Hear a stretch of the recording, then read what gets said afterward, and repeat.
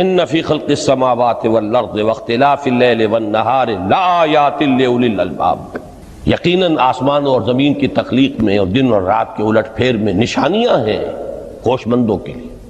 ان کے ذریعے سے انسانی شعور کے اندر وہ معرفت رب اجاگر ہوگی۔ وہ پہلا مرحلہ اب اس نے طے کر لیا، وہ ڈورمنٹ معرفت اب ایکٹیویٹ ہو گئی۔ اب مزید فکر کا مرحلہ ہے جو اگلی آیت میں آیا ہے، الذین یذکرون اللہ قیاما وقعودا وعلی جنوبہم ویتفکرون فی خلق السماوات والارض ربنا ما خلقت ھذا باطلا سبحانک فقنا عذاب النار۔ یعنی تفکر جو ہے ویتفکرون فی خلق السماوات والارض، وہ تفکر کرتے ہیں، غور و فکر کرتے ہیں آسمان اور زمین کی تخلیق میں، لیکن اس تفکر کے ساتھ لازماً ذکر اور ذکر مدام، ذکر بھی وہ کہ جو مستقل ہو، ہر حالت میں ہو۔ الذین یذکرون اللہ قیاما وقعودا وعلی جنوبہم، وہ لوگ کہ جو اللہ کو یاد رکھتے ہیں، اللہ کا ذکر کرتے ہیں، کھڑے ہوئے بھی، بیٹھے ہوئے بھی، اور اپنے پہلوؤں کے بل یعنی لیٹے ہوئے بھی۔ اب ان تین کے سوا تو کوئی پوزیشن انسان کی نہیں ہے، اسی کا نام ہے دوام ذکر۔ اور اس کے ساتھ اگر وہ تفکر کرتے ہیں تو ان کا فکر اگلی منزل تک پہنچتا ہے۔ تو پہلی شے تھی فکر انسانی کی صحیح رخ پر مزید پیش قدمی اور پیش رفت، اور اس کے لیے لازم ہے ذکر و فکر کا امتزاج۔ دوسری چیز کو لیجئے عمل کی درستی۔ اس عمل کی درستی کے لیے اللہ تعالیٰ کے ساتھ ایک گہرے تعلق کی ضرورت ہے، اس لیے کہ صبر کی بحث میں یہ مضامین شاید آپ کے سامنے آ گئے ہوں کہ صبر جہاں مصیبت پر صبر ہوتا ہے، تکلیف پر صبر ہوتا ہے، اللہ کے احکام پر جمنا یہ بھی صبر ہے، نفس کی خواہشات کی باغ کو تھام کر رکھنا، کھینچ کر رکھنا یہ بھی صبر ہے، اور استقامت کسی شے پر قائم رہنا یہ بھی صبر ہے۔ تو عمل صحیح پر استقامت کے لیے وَاصْبِرْ وَمَا صَبْرُكَ إِلَّا بِاللَّهِ، اس صبر کی سب سے اہم جو بنیاد ہے، اس کا جو سب سے بڑا ذریعہ ہے، اس کا جو سب سے بڑا سہارا ہے، وَمَا صَبْرُكَ إِلَّا بِاللَّهِ، اس کے لیے ضرورت ہے ایک گہرے تعلق کی کہ اللہ کے ساتھ ایک ایسا تعلق برقرار رہے جو نہ صرف گہرا ہو بلکہ دائم و قائم ہو، مسلسل۔ ذرا ذہول ہوگا تعلق مع اللہ میں، ذرا کمی آئے گی، شیطان کا وار کاری ہو جائے گا۔ اسی کو حضور نے حدیث میں یوں تعبیر کیا ہے تمثیلاً کہ جو دل اللہ کی یاد سے غافل ہے اس پر، فارسی کا وہ مقولہ بھی ہے کہ خانہ خالی را دیو می گیرت، گھر خالی رہے تو جنات اس پر دیو جو ہے آ کر قبضہ جما لیتے ہیں۔ تو خانہ قلب جو ہے اگر یاد خدا بندی سے خالی ہو گیا تو شیطان ابلیس لعین اپنی تھوتنی ٹکا دیتا ہے۔ یہ لفظ آتا ہے سور کے منہ کے لیے تھوتنی، جس طرح اس کا نکلا ہوا سا منہ ہوتا ہے آگے، تو یہ لفظ استعمال کیا گیا کہ وہ اپنی تھوتنی انسان کے دل پر جما کر اور پھوکے مارنی شروع کر دیتا ہے۔ تو شیطان کو موقع ہی تب ملتا ہے جب انسان کے تعلق مع اللہ کے اندر کمی ہو، وہ خانہ بالکل خالی ہو گیا ہو یا اتنا ضعیف ہو گیا ہو کہ کل عدم ہو جائے، گویا کہ نہیں۔ تیسری چیز کی طرف آئیے، روحانی ترقی۔ روحانی ترقی کے لیے میں ایک اصطلاح کے سامنے لا رہا ہوں، اس سے مراد کیا ہے؟ روحانی ترقی کے لیے ہماری دینی اصطلاح ہے تقرب الی اللہ، اللہ سے قریب تر ہوتے چلے جانا۔ اس پر میرا ایک کتابچہ بھی ہے، تقرب الی اللہ کے دو مدارج، دو درجے، جو در حقیقت ایک حدیث نبوی علیہ الصلوۃ والسلام ہی پر مبنی ہے کہ حضور نے ایک درجہ قرار دیا ہے تقرب بالفرائض، فرائض کے ذریعے سے انسان اللہ کا قرب حاصل کرے۔ ایک ہے تقرب بالنوافل، نوافل کے ذریعے سے اللہ کا قرب حاصل کرے۔ ان میں کیا نسبت و تناسب ہے، اہمیت کے اعتبار سے کون بڑھ کر ہے، بلندی کے اعتبار سے کون بڑھ کر ہے، یہ تمام مسائل میں نے اپنی اس تقریر میں بیان کیے تھے جو اس کتابچے میں شائع ہوئی ہے۔ اس وقت میں اس کی تفصیل میں نہیں جا رہا، صرف یہ تذکرہ اس لیے کر رہا ہوں کہ جن کو بھی خواہش ہو جائے وہ اس کا مطالعہ کرے۔ ہماری اس وقت کی گفتگو سے وہ کتابچہ اس جگہ پر منسلک ہوگا۔ تو تقرب الی اللہ، یہ تقرب کوئی فزیکل فینومینن نہیں ہے، جسمانی یا مادی مسئلہ نہیں ہے۔ اللہ سے قرب یہ نہیں ہے کہ کوئی کروڑوں میل کا فاصلہ ہے، اب ہمیں کوئی رسی پر چڑھنا ہے اوپر بڑی محنت اور مشقت سے، فصل تو ہے ہی نہیں، فاصلہ ہے ہی نہیں، بعد ہے ہی نہیں۔ نحن اقرب الیہ من حبل الورید، ہم تو انسان سے اس کی شہرگ سے بھی زیادہ قریب ہیں۔ ہوا معکم اینما کنتم، وہ تو تمہارے ساتھ ہی ہوتا ہے جہاں کہیں بھی تم ہو، بس صرف یہ کہ تمہاری توجہ نہیں ہوتی، تم اور چیزوں میں مشغول و مصروف رہتے ہو، تم ہماری طرف دھیان ہی نہیں دیتے، تم ہماری طرف متوجہ ہی نہیں ہوتے۔ ہم تو مائل بے کرم ہے، کوئی سائل ہی نہیں، راہ دکھلائیں کسے رہنو منزل ہی نہیں۔ انسان جب متوجہ ہو جاتا ہے اور بڑھتا ہے، آگے پیش قدمی کرتا ہے روحانی اعتبار سے، تو یہ ہے در حقیقت تقرب اللہ، اور اسی کو ہم کہیں گے روحانی ترقی۔ اب ان تین چیزوں کو اگر آپ نے ذہن میں جما لیا، پھر میری بات کی ترتیب اس کو ذہن میں قائم کیجئے۔ ہم چلے کہاں سے؟ کہ دین کے ساتھ اصل مناسبت فلسفے کی نہیں، حکمت کی۔ نمبر 2، حکمت قرآنی کا پہلا اور اہم ترین اور بنیادی مسئلہ معرفت رب کا حصول ہے۔ اس کا نتیجہ شکر خداوندی ہے، اس کا ذریعہ آیات آفاقی، آیات انفسی، اور سب سے بڑھ کر آیات قرآنیہ ہیں جو الذکر ہے، جو تذکرہ ہے، جو ذکرہ ہے۔ لیکن اس پہلے مرحلے کو اگر کوئی انسان بفضل ہی تعالی، اللہ کے فضل و کرم سے طے کر لے، اب اس کے سامنے تین مسئلے ہیں۔ فکر کی مزید پیش رفت، مزید پیش قدمی صحیح رخ پر، اس کے لیے ذکر اور فکر دونوں کا امتزاج لازمی ہے۔ فقر قرآن اختلاط ذکر و فکر۔ الذین یذکرون اللہ قیاما وقعودا وعلی جنوبہم ویتفکرون فی خلق السماوات والارض۔ دوسری شے عمل کا درست رہنا، نہ افراط و تفریط ہو، عدم توازن ہو، نہ انسان نفس سے مغلوب ہو جائے، نہ انسان جذبات کی رو میں اندھا ہو جائے، نہ انسان ماحول سے مرعوب ہو کر متاثر ہو جائے، صحیح رخ پر اس کا عمل۔ نمبر 3، روحانی ترقی، جو اصل حاصل ہے، جو اصل مقصود ہے۔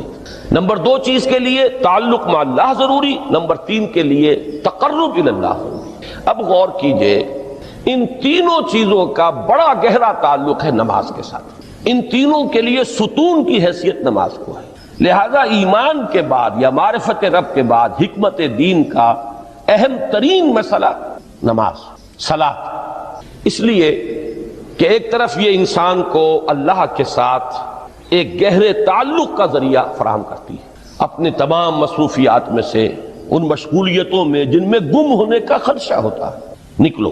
24 گھنٹے کے معمولات میں سے کم 5 مرتبہ تو لازماً نکلو، اور اپنے آپ کو ذرا، اپنے حواس کو بھی، اپنی باطنی کیفیات کو بھی ذرا تازہ کرو۔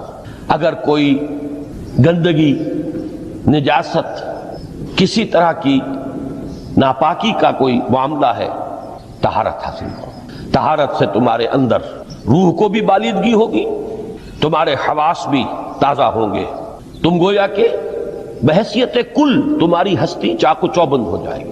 وہ کسل، وہ سستیاں، وہ جو ایک کثافتیں ہوتی ہیں، ان سب سے نجات حاصل کرو، اور اب اپنے رب کے حضور میں کھڑے ہو جاؤ، اس کے ساتھ اپنا عہد بھی تازہ کرو، اس کی اہم صفات کو بھی اپنے ذہن میں پھر مستحضر کرو۔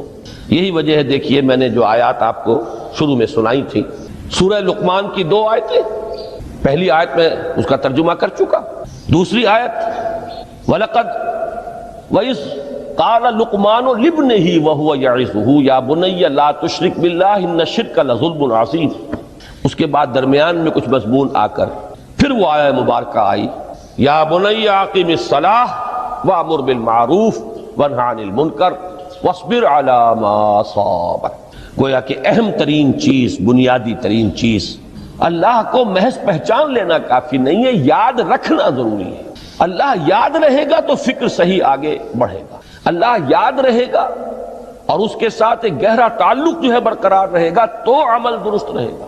بالکل یہی بات سورہ طٰہٰ میں جو پہلی وحی حضرت موسیٰ علیہ السلام پر ہوئی، اور پہلا مخاطبہ ہے، چونکہ حضرت موسیٰ کو یہ انبیاء کرام کے مقدس گروہ میں ایک امتیازی حیثیت حاصل ہے کہ ان سے براہ راست گفتگو ہوئی ہے، اگرچہ صرف ایک پردہ تھا، اوٹ من ورائے حجاب گفتگو ہوئی ہے، لیکن یہ کہ کوئی فرشتے کا درمیانی جو ہے وہ لنک نہیں تھا، براہ راست اللہ تعالیٰ نے حضرت موسیٰ علیہ السلام سے کلام فرمایا، کلم اللہ موسیٰ تکلیما، موسیٰ سے تو اللہ نے کلام فرمایا جیسے کہ کلام کیا جاتا ہے۔ تو پہلا مخاطبہ ہے، یہ پہلا مکالمہ ہے، پہلی وحی کہیے، اسی میں یہ الفاظ بھی موجود ہیں، اننی انا اللہ لا الہ الا انا فاعبدنی واقم الصلاۃ لذکری۔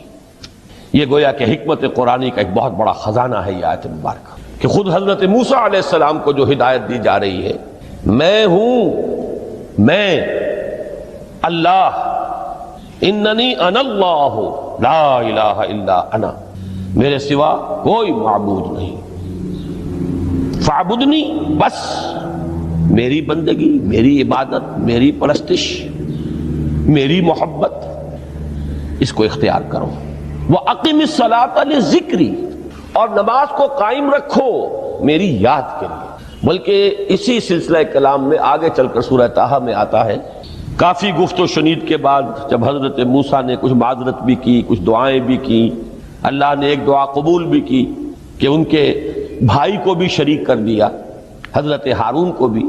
اس کے بعد پھر جب فرمایا کہ اب جاؤ فرعون کی طرف، تو اس میں فرمایا وَلَا تَنِيَا فِي ذِكْرِي، اور دیکھنا یہ جو عظیم مشن تمہارے کندھے پر آ گیا ہے، بڑا بھاری اور کٹھن ایک فرض ہے جو تم پر عائد ہو گیا ہے، اس کے لیے سب سے بڑی تمہارے پاس جو قوت کا ذریعہ ہے وہ نماز ہے۔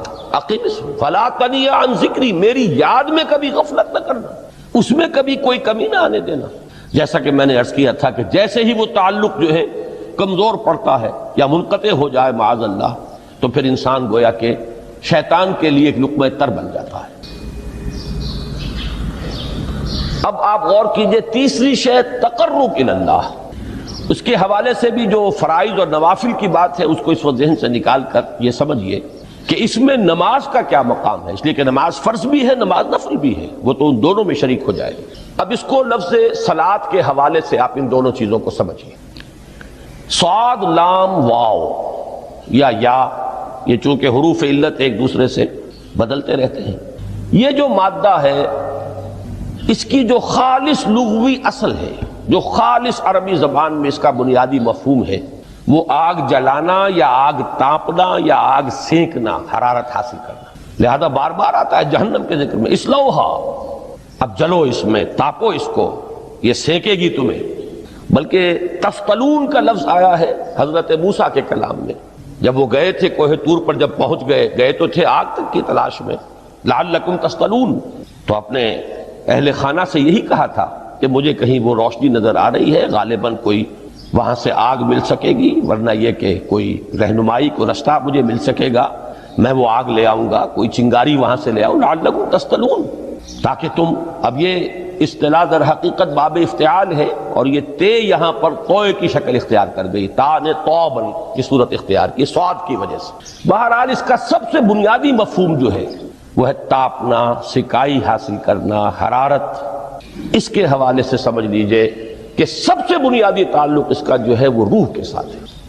روح میں محبت خداوندی کی آگ اگر ٹھنڈی پڑ گئی ہو، اگر محبت خداوندی کی حرارت میں کمی ہو رہی ہو، تو اس کو اثر نو، جس کو کہ میں آج سوچ رہا تھا تو ایک لفظ ذہن میں آیا کہ جیسے بیٹری اس کو ریچارج کیا جاتا ہے، اسی طریقے سے روح کے اندر محبت خداوندی کی اس حرارت کو اثر نو تازہ کرنا، یہ ہے در حقیقت نماز کا اصل مقصد۔ اس لیے کہ اس لفظ کا بنیادی مفہوم، اصل لغوی مفہوم تو یہ، اگرچہ اس کا سب سے زیادہ کثرت سے جو استعمال ہوتا ہے، اور لفظ صلاۃ جس سے در حقیقت جس تصور پر مبنی ہے وہ ہے اقدام، کسی کی طرف متوجہ ہونا، اور پھر دعا۔ صلاۃ کا سب سے قریبی مفہوم لفظی جب بیان کیا جائے گا، اس سے مراد، اس کے معنی، تو دعا اس میں اہم ترین ہے۔ کسی کی طرف توجہ کرنا، مناجات کرنا، گفتگو کرنا، مخاطبہ، مکالمہ، دعا، یہ در حقیقت صلاۃ کا سب سے بڑا اصطلاحی مفہوم ہے۔ لیکن جو اس کا مادہ ہے، صاد لام واو یا صاد لام یا، اس کا اصل مفہوم جو ہے وہ تاپنا، حرارت حاصل کرنا۔ تو ان دونوں کے حوالے سے عرض کر رہا ہوں، وہ تاپنا اور حرارت حاصل کرنا وہ ہے روح کے اعتبار سے۔ وہ جو کہا اقبال نے کہ بجھی عشق کی آگ اندھیر ہے، مسلمان نہیں راہ کا ڈھیر، یہ عشق کی آگ جب بجھ جاتی ہے، در حقیقت یہی تو انسان کی روحانی موت ہے۔ جب یہ نہ رہے تو چاہے منطق میں بہت انسان ماہر ہو، مجھے اقبال کا ایک شعر یاد آیا ہے تقابل کرتے ہوئے، ایک انسان محکوم اور ایک انسان حر، آزاد انسان، ان کی نفسیات میں جو بنیادی فرق علامہ اقبال نے مختلف مواقع پر بیان کیے ہیں۔ محکوم ہے بیگانہ اخلاص و مروت، ہر چند کے منطق کی دلیلوں میں ہے چالاک۔ تو منطق کی دلیلوں میں انسان چالاک ہو جائے اور وہ لغت ہائے حجازی کا وہ ایک خزانہ بن جائے، اسے تمام الفاظ کے معنی یاد ہو، وہ بڑے مسائل فقہ کے اسے ازبر ہو، جزیات بے انتہا جزیات جو ہے وہ مستحضر ہو، فلسفے کے بڑے بڑے مسئلے اس نے حل کر لیے ہوں، لیکن اگر روح میں وہ اللہ کی محبت کی آگ نہیں ہے، وہ تپش نہیں، بجھی عشق کی آگ اندھیر ہے مسلمان نہیں راکھ کا ڈھیر۔ اسی کے حوالے سے آج مجھے یاد آیا تھا کہ وہ جو بڑی سادہ سی ایک نظم ہے، اللہ تعالیٰ سے دعا یا رب دل مسلم کو وہ زندہ تمنا دے، اس میں بھی جو الفاظ آئے ہیں جو روح کو گرما دے اور قلب کو تڑپا دے، یہ ہے اصل جو مقصود ہے نماز کا۔ اور یہی وہ چیز ہے جیسا کہ میں نے عرض کیا تھا کہ نگاہوں سے اوجھل، یہ پہلو سامنے ہے ہی نہیں، دوسرا پہلو سامنے ہے اور وہ بھی میرے نزدیک بہت اہم ہے، بہت بنیادی ہے، اس میں کوئی شک نہیں، لیکن یہ ہے بلند ترین منزل کہ تقرب الی اللہ۔ اس کے لیے در حقیقت یہ کس لیے درکار ہے؟ روح کے اندر عشق کی حرارت اور گرمی تازہ ہو جائے۔ بسا اوقات یہ اندر دب جاتی ہے، جیسے انگارہ ہوتا ہے آگ کا، اس کے اوپر خاک اور راکھ آ جاتی ہے، اندر کچھ ہوتی ہے۔ آگ دبی ہوئی سمجھ، آگ بجھی ہوئی نہ جان، اس دبی ہوئی آگ کو پھر ایک شعلہ بنانا، پھر اس کے اندر ایک حیات تازہ پیدا کرنا، یہ ہے نماز کا اہم ترین اور بلند ترین مقصد۔ لیکن اس کے ساتھ ہی اس نماز میں ذکر ہونا، اس کا یہ ذکر ہے، اور ذکر کی جب میں فہرست بیان کیا کرتا ہوں بہت سے حضرات کے سامنے ہوگا کہ ذکر کا در حقیقت مفہوم ہے استحضار اللہ فی القلب۔ ہمارے ہاں غلطی سے جو ذرائع ذکر ہے انہیں ذکر قرار دے دیا گیا ہے۔ نماز ذکر نہیں ہے، نماز ذکر کا ذریعہ ہے۔ اقیم الصلاۃ لذکری، نماز قائم کرو میرے ذکر کے لیے۔ یہ اللہ اللہ کہنا یا ادعیہ معصورہ جو حضور صلی اللہ علیہ وسلم کی مسنون دعائیں ہیں، انہیں اپنے تمام معمولات دنیاوی کے ساتھ ساتھ ان دعاؤں کو بھی انسان پڑھتا رہے، اللہ سے دعا کرتا رہے، یہ تمام ذرائع ذکر ہیں۔ سبحان اللہ الحمدللہ الحمدللہ، اس کا آپ ورد کیجئے، یہ بھی ذریعہ ذکر ہے۔ حقیقت میں ذکر ہے استحضار اللہ فی القلب، اللہ کو دل میں لے آنا، اللہ کو دل میں حاضر کر لینا، اصل میں تو ترجمہ ہوگا، لیکن حاضر جاننا، یہ کیفیت جو ہے انسان کو حاصل ہو جائے۔ اب اس کے حوالے سے ذرا بات سمجھیے کہ ایک تو میں عرض کر چکا ہوں مجسم ذکر تو قرآن ہے، لہذا ذکر کی فہرست جب آپ کریں گے ذرائع ذکر تو ان میں سب سے پہلے قرآن آئے گا، اس لیے کہ وہ ہماری حکمت کے پہلے مسئلے کو حل کر رہا ہے، بنیادی مسئلہ، اہم ترین مسئلہ۔ دوسرے نمبر پر ذکر جو ہے، اب اس کے لیے کچھ اصطلاحات جو میرے مختلف دروس میں شاید آپ کے سامنے بعد میں آئیں یا پہلی آ چکی ہوں، ان کے حوالے سے میری بات سمجھیے۔ ایک ذکر غیابی ہے، تھرڈ پرسن میں، صیغہ غائب میں اللہ کی یاد کرنا، اللہ اکبر اللہ اکبر اللہ اکبر۔ ابھی اللہ اکبر جو ہے یہ جملہ اسمیہ خبریہ ہے، ایک حقیقت کی تکرار آپ کر رہے ہیں، اللہ سب سے بڑا ہے، اللہ سب سے بڑا ہے، سبحان اللہ سبحان اللہ سبحان اللہ۔ یہ در حقیقت ذکر غیابی ہے کہ آپ اس میں مخاطب نہیں ہے اللہ سے، ایک ذکر خطابی کہیں یا ذکر حضوری کہیں، جس میں مکالمہ ہوتا ہے، جس میں گفتگو ہوتی ہے۔ تو نماز در حقیقت ذکر حضوری اور ذکر خطابی کی بلند ترین شکل ہے۔ اس لیے میں نے عرض کیا تھا کہ نماز کے لفظ یا صلاۃ کے لفظ، یہ اصطلاحی معنی جو اکثر و بیشتر کیے جاتے ہیں وہ ہے دعا، اور دعا میں ہوتا کیا ہے؟ مکالمہ ہے، مخاطب، اے اللہ، اے میرے رب، اے پروردگار۔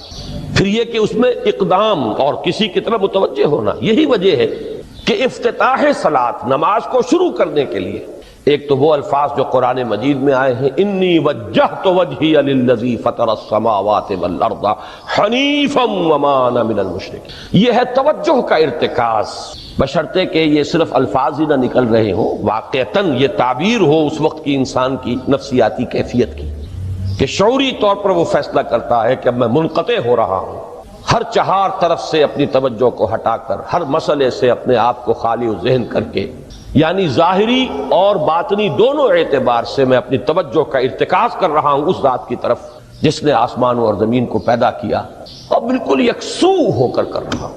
انی وجہت وجہی للذی فطر السماوات والارض حنیفا وما انا من المشرکین۔ اور دوسری وہ جو دعا جس سے ہم افتتاح کرتے ہیں اپنی نماز کا، دیکھیں اس میں خطاب کا کس قدر اہتمام، وہاں سبحان اللہ نہیں ہے، سبحانک اللہم، پاک ہے تو اے رب ہمارے، وبحمدک وتبارک اسمک وتعالی جدک۔ اب آپ غور کر رہے ہیں، یہ ہے تخاطب، براہ راست مخاطب ہونا ہو رہی ہے۔ تو سب سے پہلی بات تو یہ ہوئی کہ ذکر کی ایک شکل ہے ذکر غیابی، دوسری ذکر حضوری، اور ذکر حضوری یا ذکر خطابی کی بلند ترین منزل، بلند ترین اس کا ذریعہ نماز۔ اس کو ایک پہلو سے اور سمجھ لیجئے، سورہ فاتحہ جب پھر ہم پڑھتے ہیں جسے الصلاۃ کہا گیا ہے، جو لب لباب ہے، خلاصہ ہے، اس میں پھر تدریجاً غیاب سے حضور کی طرف پیش قدمی ہوتی ہے۔ الحمدللہ رب العالمین الرحمن الرحیم مالک یوم الدین، یہ ذکر غیابی ہے، اس میں ابھی خطاب نہیں آیا، یہ وہی جملہ اسمیہ ہے۔ کل تعریف اس اللہ کے لیے ہے جو تمام جہانوں کا پروردگار ہے، مالک ہے، جو رحمان ہے، رحیم ہے، جزا و سزا کے دن کا مختار و مالک ہے۔ اب یہ غیاب سے حضور کی طرف، ایاک نعبد و ایاک نستعین اہدنا الصراط المستقیم، یہ ہے وہ۔ اب پہلے ایک معاہدہ ہے، ایک اقرار ہے، اعتراف ہے، وعدہ ہے، اور پھر دعا ہے، استدعا ہے کہ حضور نے فرمایا، یقول اللہ تعالی، اللہ یہ فرماتا ہے، اسی لیے اس کو حدیث قدسی کہیں گے۔ قسمت الصلاۃ بینی و بین عبدی نصفین، میں نے نماز کو اپنے اور اپنے بندے کے مابین آدھا آدھا تقسیم کر دیا۔ اب یہاں تک تو جملہ ہے اللہ کا، یہ ہے حدیث قدسی۔ اب آگے جو ہے نریشن اس کی جو ہے حضور صلی اللہ علیہ وسلم کی جانب سے ہے، یعنی خبر دے رہے ہیں وہ اللہ کی طرف سے ہی۔ ویسے تو تمام احادیث ہی گویا کہ ہم سمجھتے ہیں انسپائرڈ تو اللہ کی طرف سے ہی ہے، لیکن یہ کہ جہاں صراحت ہو کہ اللہ کہتا ہے وہ حدیث قدسی ہے۔ تو یقول اللہ تعالی قسمت الصلاۃ بینی و بین عبدی نصفین، یہاں تک تو حدیث قدسی۔ اب دوسری عام حدیث ہے، اذا قال العبد الحمد للہ رب العالمین یقول اللہ تعالی حمدنی عبدی، جب بندہ کہتا ہے الحمد للہ رب العالمین، پروردگار کہتا ہے میرے بندے نے میری حمد کی۔ جب بندہ کہتا ہے الرحمن الرحیم، پروردگار فرماتا ہے ثنا علی عبدی، میرے بندے نے میری ثنا کی، بڑی تعریف کی۔ جب بندہ کہتا ہے مالک یوم الدین، اللہ فرماتا ہے مجدنی عبدی، میرے بندے نے میری بڑی بزرگی بیان کی ہے، تمجید کی ہے۔ پھر جب بندہ کہتا ہے ایاک نعبد و ایاک نستعین، اللہ فرماتا ہے ھذا ما بینی و بین عبدی ولعبدی ما سأل، یہ ہے میرے اور میرے بندے کے درمیان۔ یہ تو معاہدہ ہے نا، معاہدے میں تو دو فریق جکڑے جاتے ہیں، بند جاتے ہیں، یہ میرے اور میرے بندے کے درمیان ہے، اور میرے بندے نے جو طلب کیا میں نے دیا، اس لیے کہ اس میں طلب بھی تو ہے، ایاک نستعین، تیری مدد چاہتے ہیں، یہ طلب ہے، اسی کی شرح ہے جو اب آخری تین آیتیں ہیں، پروردگار ہم تیری مدد چاہتے ہیں، پروردگار ہم تیری ہی بندگی کرتے ہیں اور کریں گے، اور تیری ہی مدد چاہتے ہیں، چاہیں گے۔ اگر حال میں اس کا ترجمہ کریں گے زمانہ حال کے اعتبار سے، اس لیے کہ فعل مضارع میں تو دونوں موجود ہیں، شامل ہیں، تو یہ ایک اعتراف ہے، اظہار حال ہے۔ اللہ کرے کہ وہ واقعتاً صحیح اظہار حال ہو، ہم واقعی اللہ کی بندگی کرتے ہوئے یہ کہیں کہ ایاک نعبد، ورنہ اگر ہماری اصل صورتحال سے وہ مطابقت نہ رکھتا ہو تو پھر تو ایک طرح کا جھوٹ ہو جائے گا، غلط بیانی ہو جائے گی۔ ایاک نعبد، تیری ہی بندگی کرتے ہیں، اور مستقبل میں کیجئے، کریں گے، یہ ہے عہد۔ تیری ہی مدد چاہتے ہیں، تجھی سے مدد طلب کرتے ہیں، تجھی سے مدد چاہتے رہیں گے، اس کے لیے فرمایا وَلِعَبْدِ مَا سَأَلَ۔ اور پھر اس کے بعد وہ استدعا ہے، اهدنا الصراط المستقیم صراط الذین انعمت علیہم غیر المغضوب علیہم ولا الضالین۔ اس حدیث میں اس کو ایک ہی جملے کو لیا گیا ہے، ایک ہی جملے کی حیثیت سے۔ جب بندہ یہ کہتا ہے تو اللہ فرماتا ہے ھذا لعبدی ولعبدی ما سأل، یہ خالص میرے بندے کے لیے ہے، اس بندے نے ایک درخواست پیش کی ہے، اب میں نے گرانٹ کی وہ اپلیکیشن، وہ ریکویسٹ گرانٹڈ ہم نے دے دی، والے عبدی ما سال۔ یہ ہے اس کی تاثیر کا عالم۔